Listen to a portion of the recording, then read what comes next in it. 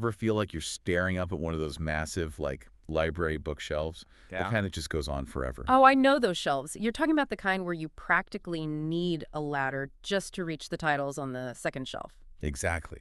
It's like, there's amazing stuff up there, but the sheer volume of it is, well, kind of overwhelming. A bit intimidating, even. Like, where do you even begin? Right.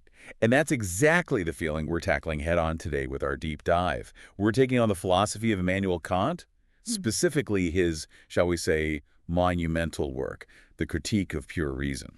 And let me tell you, we're dealing with excerpts from not just one edition of this philosophical heavyweight. Oh, no. We've got ISBNs 9780521828246, 9780521535359. Multiple editions, translations, commentaries. That true philosophical Everest. Exactly. But don't worry, we've got our intellectual climbing gear ready. We're here to distill these dense philosophical passages into something a little more, well, digestible. exactly. We're going for pure intellectual gold here, folks.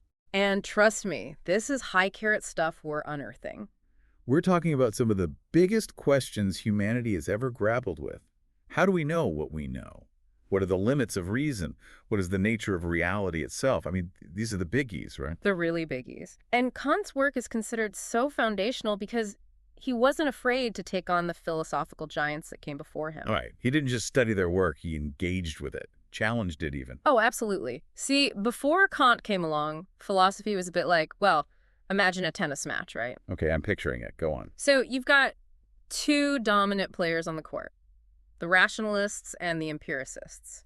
Okay, so two very different approaches to truth and knowledge. So who are the key players on each side? Well, in Team Rationalist, you've got folks like Descartes. I think, therefore I am that guy.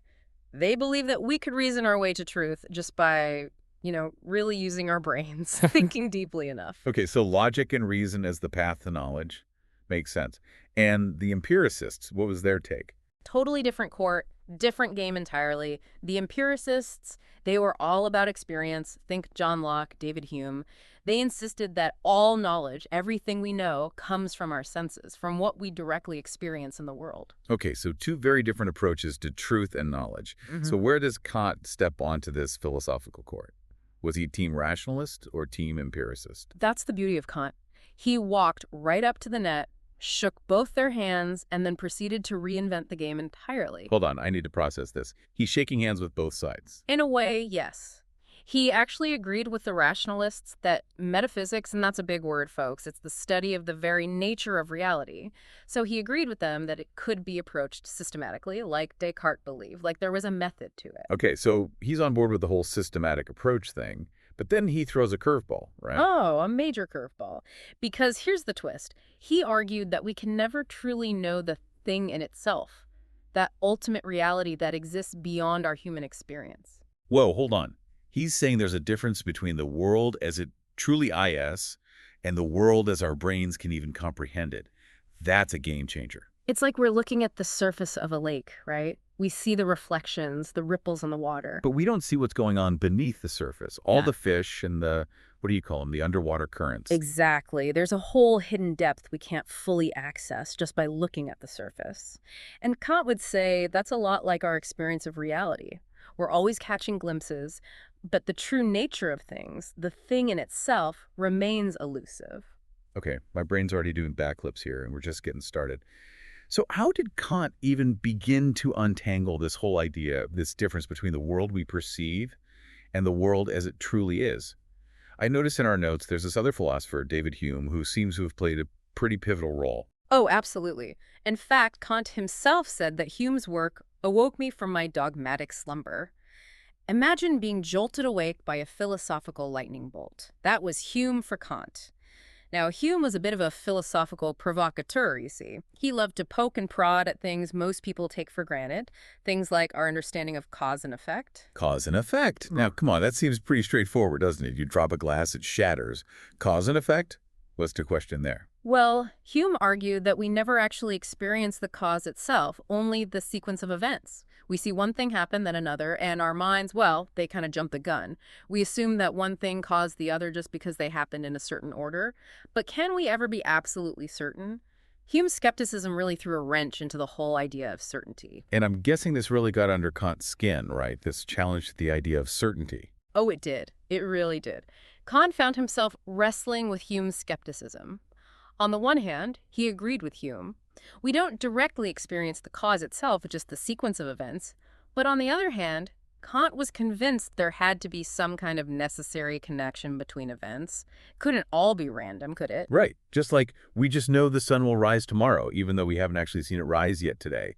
But if our experiences are limited, like Hume argued, how can we be so sure about these things? And that, my friend, is where Kant makes his grand entrance with his, shall we say, revolutionary concept of synthetic a priori judgments. Okay, time to break out the philosophical dictionary, I think. Synthetic a priori judgment. Hit me with it. Okay, so synthetic simply means we're adding new information to a concept. And a priori means independent of experience. So we're talking about knowledge that's not derived from our experiences in the world, but is actually, and this is the mind-blowing part, hardwired into the very structure of our minds. Wait a minute. Is he saying that our minds are shaping reality as we know it? Not just reflecting it like a mirror, but actually creating the framework? You're catching on. Kant believed that our minds come equipped with certain innate categories or frameworks that act like filters, right? They process the raw data of our senses. Think of it like, imagine an operating system on a computer. Okay, I think I'm following you. It shapes how the computer interacts with the world, how it organizes and processes information.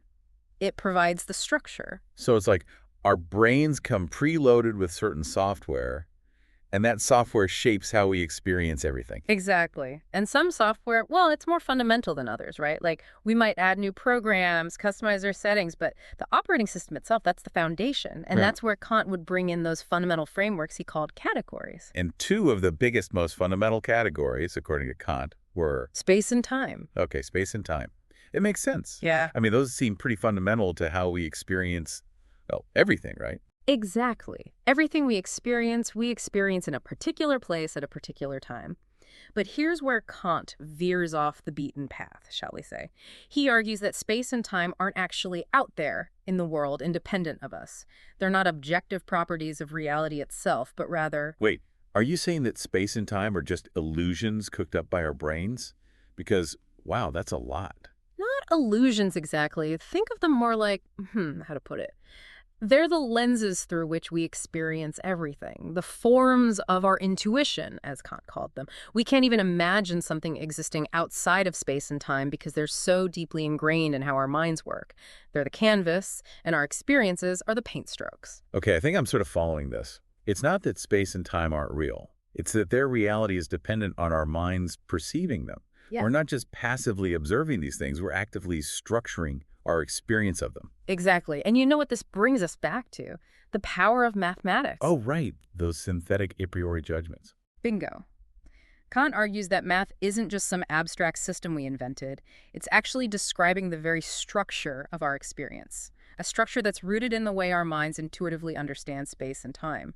Wow. Okay, so math is like the language of the operating system then. You got it. It's how we decode the matrix. Mind blown. But all of this, it leads to kind of a big question, doesn't it? If our experience for reality is being shaped by these mental frameworks, these categories of our minds, can we ever truly know the thing in itself, that ultimate unfiltered reality? The million-dollar question. And Kant, well, he walks a very fine line here. He's very clear that he's not advocating for what he calls dreaming idealism, the idea that the external world is just our imaginations running wild. He acknowledges that there's a reality out there, something that triggers our senses. So there's something out there, but we can't quite grasp it directly because we're always experiencing it through our own, personalized filters. Exactly. It's like trying to describe the taste of a strawberry to someone who's never tasted one before. You can use all the metaphors in the world, but they won't truly know until they take a bite. Okay, that makes sense. So where does that leave us then? If we can't fully grasp the thing in itself, what's the point of all this philosophical pondering? Well, here's where Kant makes a crucial distinction. He says there's understanding, which is perfectly equipped to deal with the world of experience, the world we can observe and analyze. But then there's reason. And reason, well, it always wants more. It grapples with the big questions, the meaning of life, morality, free will, the existence of something beyond ourselves. Really big questions. The ones that keep us up at night. Yes. And Kant says it's in our nature to ask these questions. It's what makes us human. But, and this is important, he also suggests that we might not always like the answers or even be able to fully comprehend them. Some questions might lie beyond the reach of pure reason. So we're left with a bit of a philosophical cliffhanger. In a way, yes. But it's not about having all the answers, you see. It's about recognizing that some questions might find their answers not through logic alone, but through faith, through personal experience, through art, through those things that connect us to something larger than ourselves. So it's not about the destination, it's about the journey. Something like that. And recognizing that the journey itself can be incredibly enriching, even if we never definitively reach the final destination. I like that. It's a good reminder that it's okay to embrace a little mystery, a little uncertainty. Absolutely. And to keep exploring, keep questioning, keep seeking those sparks of understanding, even if we never fully illuminate the entire cosmos. I think that's a perfect place to leave it for today. It's been quite a journey exploring the depths of Kant's critique of pure reason. From the structure of our minds to the limits of reason and the big questions of faith and meaning, we've covered a lot of ground. We've scaled a philosophical Everest. We have. And to our listeners, we'll leave you with this. If, as Kant suggests, our minds shape our reality, what kind of reality do you want to create? Somebody to ponder as you navigate the terrain of your own thoughts and experiences. Until next time, happy diving.